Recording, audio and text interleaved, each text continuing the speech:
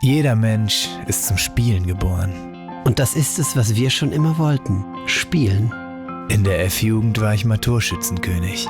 Damals, 15, C-Jugend, 3. Torwart. Mein Trainer wusste immer schon, dass ich es weit bringen würde. Ich habe schon hart trainiert. FIFA 19. Das ist das größte Spiel unseres Lebens. Und über allem der Geruch von Bratwurst. Jetzt ist es endlich soweit. Das Spiel kann beginnen. Wir gehen durch die Katakomben. Wir betreten endlich den heiligen Rasen und... Warte mal kurz. Echt, Jungs? Ihr könnt gerne hier im Stadion spielen, aber bitte kein Fußball. Geht nicht. Na gut, kein Fußball, aber...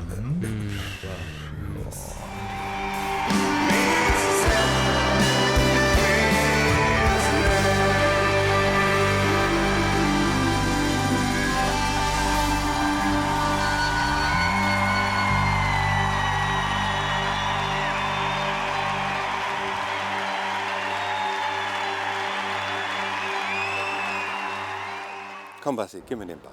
Nee, komm, lass es. Gib mir den Ball jetzt endlich. Du sollst mir den Ball geben, gib her damit!